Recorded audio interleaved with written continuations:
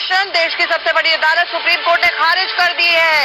Supreme court ने अक्षय की पुनर्विचार याचिका खारिज कर दी है। कोर्ट ने साफ कहा कि जो भी आधार अक्षय ने गिनाए हैं अपनी आधे घंटे की जिरह के दौरान और अपनी रिव्यू पिटीशन में, वो पहले से ही दूसरे दोषियों द्वारा लिए जा चुके हैं। कोई मेरिट नहीं है, कोई दम नहीं है, ये कहते हुए देश की सबसे बड़ी अदालत ने खारिज कर दी है अक्षय की पुनर्विचार याचिका। इसका क्या मतलब है? इसका मतलब ये है कि 2 बजे जब पटियाला हाउस कोर्ट में आज सुनवाई होगी तो डेथ वारंट जारी होगा या नहीं होगा, आज ही हो सकता है।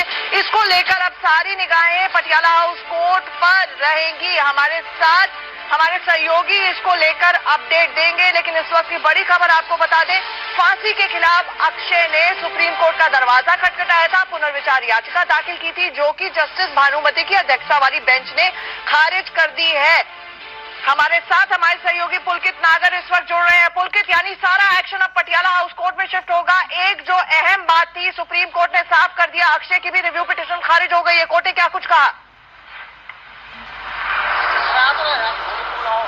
देखिए, कोर्ट ने बिल्कुल इनके तर्क जो अक्षय की तरफ से दिए गए थे वो खारिज कर दिए और वो उनमें कोई दम नहीं माना। और उसी दिन से हम लोग भी ये लगातार चर्चा चल रही थी कि अक्षय की तरफ से जो तर्क दिए जा रहे हैं वो अजीब से तर्क है कि दिल्ली में हवा पानी खराब हो गई है, लोगों की उम्र कम हो गई है। कोशिश उसके पीछे बस ये थी कि अक्षय की तरफ से कोशिश की जा रही थी कि वो ज्यादा से ज्यादा लंबा वक्त फांसी से बचने के लिए खींच सके। उसके वकीलों की तरफ से लगातार ये कोशिश थी, लेकिन आज दिल्ली के लोगों को बड़ी राहत मिली होगी जब उन्होंने सुप्रीम कोर्ट का ये फैसला सुना होगा कि किस तरीके से अक्षय की पुनर्विचार याचिका कोर्ट ने खारिज कर दी। और अब सबकी निगाहें पटियाला हाउस कोर्ट पर होंगी 2 बजे, जब फांसी की सजा डेट पर बहस होगी। नमस्कार, इन खबर में आपका स्वागत है। मैं विद्याशंकर तिवारी हूँ।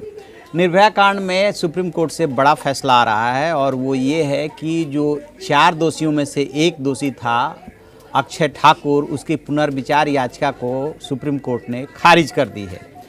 सुप्रीम कोर्ट से पुनर्विचार याचिका खारिज होने का मतलब साफ है कि अब सुप्रीम कोर्ट कोई भी याचिका पे विचार करने को तैयार नहीं है। बेशक ये कानूनी मजबूरी थी, लिहाजा उसने सुना।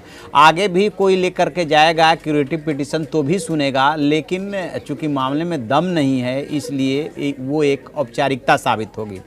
इससे जुड़ा हुआ दूसरा मसला ये है कि पटियाला कोर्ट में 2 बजे सुनवाई होनी है और वहाँ पे ये तय होना है, जो निर्भया के पेरेंट्स लेकर के गए थे कि डेथ वारंट जारी किया जाए और इनको तत्काल फांसी के फंदे पे चढ़ाया जाए, उस पे जो है 2 बजे पटियाला कोर्ट सुनवाई करेगी।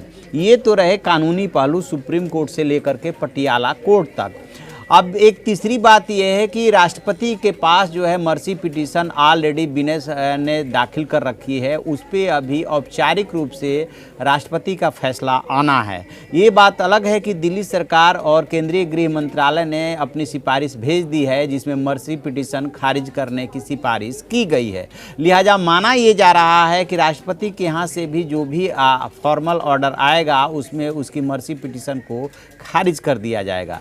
ऐसे में सवाल उठता है कि क्या निर्भया के 4 दोषियों को अब तत्काल फांसी के फंदे पे लटका दिया जाएगा?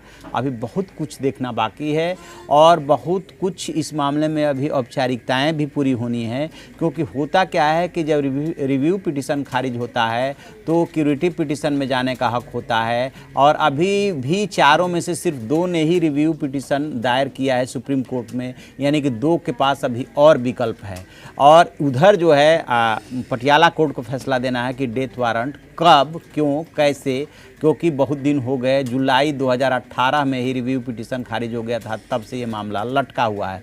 तो सबकी नज़र कोर्ट पे है कि आखिरकार पटियाला कोर्ट अब क्या आदेश देता है। जैसे ही अपडेट मिलेगा हम आपको बताएंगे। आप देखते रहिए हमारा डिजिटल चैनल इन खबर। Thank you. इन खबर चैनल को सब्सक्राइब करें और बेल आइकन दबाना ना भूलें।